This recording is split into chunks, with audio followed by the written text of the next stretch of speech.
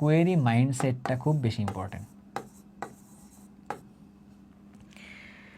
আমার কলেজ জীবনের কথা মনে পড়ে গেছে তোমাদের এই কথা বলতে বলতে। আমার কলেজ জীবনে র্যাক ডে হয় না, কলেজের শেষ দিনের দিকে তোমরা দেখবে যে র্যাক ডে বলে একটা আয়োজন করা হয় আর কি। তো র্যাক ডেতে যেটা হয় যে আমাদের র্যাক ডের মধ্যে একটা গেঞ্জি দিছিল, হ্যাঁ, সাদা একটা গেঞ্জি, তো আমরা সবাই পড়ছিলাম এরকম করে।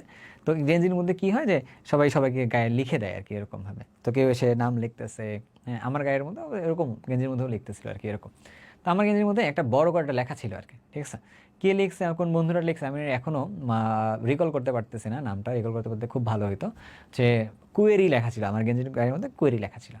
আবার আমার ম্যাথ টিচার যিনি ছিলেন রফিক স্যার, তোমরা যখন রূপন্তী প্রকাশনীর যে বই পড়ো না ম্যাথের, রফিক স্যারের বইটা সবুজ কালারের কাভার যেটা, সো ওই বইটা হচ্ছে রফিক স্যারের বই।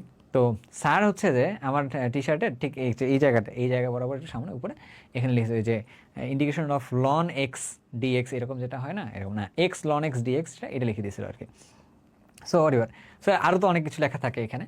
তো ওই জায়গাতে কুয়েরির কথা আসলে বলাটা তোমার জন্য, শেয়ার করার জন্য আসলে জিনিসটাকে লেখা। আমার একটা অভ্যাস ছিল কলেজে, যে যে কোনো টিচার, বাংলা হোক, ইংরেজি হোক, আইসিটি হোক, ম্যাথ হোক, কেমিস্ট্রি হোক, যেটাই হোক না কেন টিচার ক্লাস নিচ্ছেন, তো ক্লাস নেওয়ার সময় আমি খুব মনোযোগ সহকারে ক্লাসে নোট করতাম, ঠিক আছে।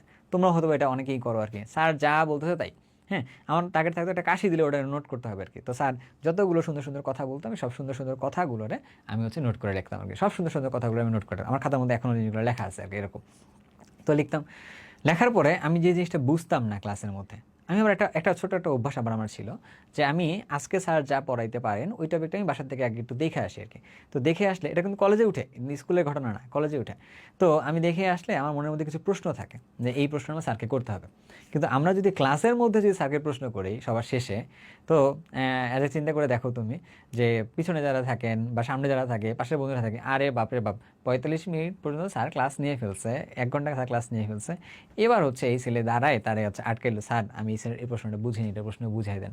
তাহলে স্যার আর বেশ কিছুক্ষণ থাকবে, তো পরের টিচার আসার জন্য যে 5 থেকে 10 মিনিট একটা গ্যাপ আছে, তো এটার মধ্যে তো সবাই আসলে একটু বিরক্ত তো হয়ে যায়, তাই না?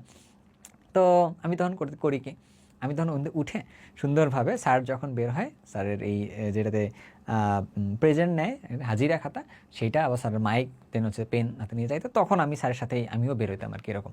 বের হয়ে গিয়ে কলম থাকতো হাতে থাকতো, তাকে জিজ্ঞাসা করতাম যে স্যার এই জিনিসটা কি, ওই জিনিসটা কি, এরকম। তো আমি বাংলাদেশ নৌবাহিনী কলেজে পড়ছি।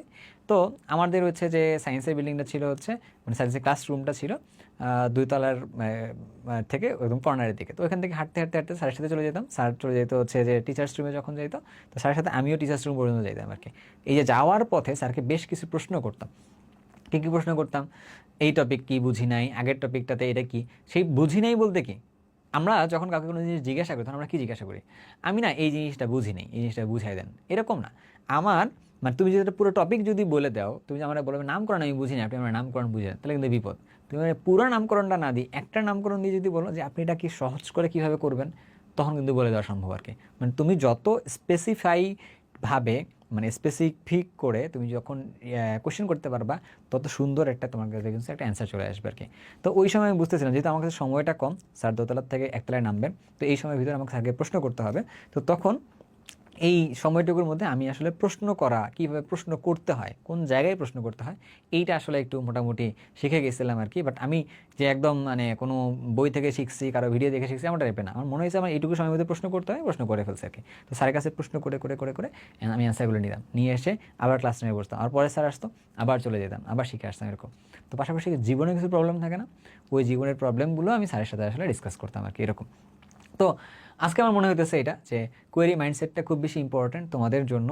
সো তোমাদের যদি কারো কোনো কোয়েরি থাকে, সেটা তোমার পড়াশোনা রিলেটেড হতে পারে, ফিজিক্স হতে পারে, কেমিস্ট্রি হতে পারে, ম্যাথ হতে পারে, বায়োলজি হতে পারে, হোয়াট এভার ইট ইজ। তোমার যদি লাইফের কোনো প্রবলেম হয়ে থাকে, ফ্যামিলি প্রবলেম হয়ে থাকে, তোমার যদি মনে হয় কারোর সাথে তুমি শেয়ার করলে কিন্তু একটা হালকা হওয়া যায় আর কি। আমি আমার লাইফের ফ্যামিলি প্রবলেম, পার্সোনাল লাইফের প্রবলেম, সব কিছু প্রবলেম আমি আমার টিচারদের সাথে শেয়ার করছি আর কি। আমি বেশ কয়েকজন টিচার তোমার নাম বলতে পারবো, যে টিচারের কাছে তুমি গেলে তুমি মনে হয় আমার ফ্যামিলির সবগুলো তথ্য তুমি তার কাছে পাইতে পারো আর কি। কারণ তার কাছে যখন আমি কথা বলতাম না, সেই কথাগুলো শুনে আমাকে সুন্দর একটা পরামর্শ দিত আর কি, যে পরামর্শের কারণে আমি আবার গিয়ে পড়তে বসতে পারতাম।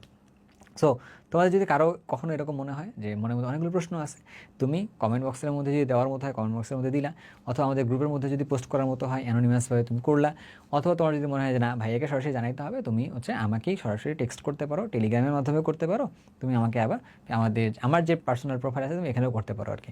আমি আমার অ্যাভেলেবল টাইম থেকে একটু অ্যাভেলেবেল টাইম থেকে সময় বের করে যতটুকু হোক না কেন আমি চেষ্টা করব প্রত্যেকটা মেসেজে রিপ্লাই দেওয়ার জন্য আর কি। আর আমি যদি দিতে না পারি সামহাউ, যদি ব্যস্ততার কারণে, আমাকে ক্ষমা করতে হবে, বাট আমার একটা বড় একটা ইন্টেনশন আছে। আমি দিতে পারি বা না পারি, তুমি যে জিজ্ঞাসা করতেছো না, এই জিজ্ঞাসা খুব বেশি ইম্পর্টেন্ট।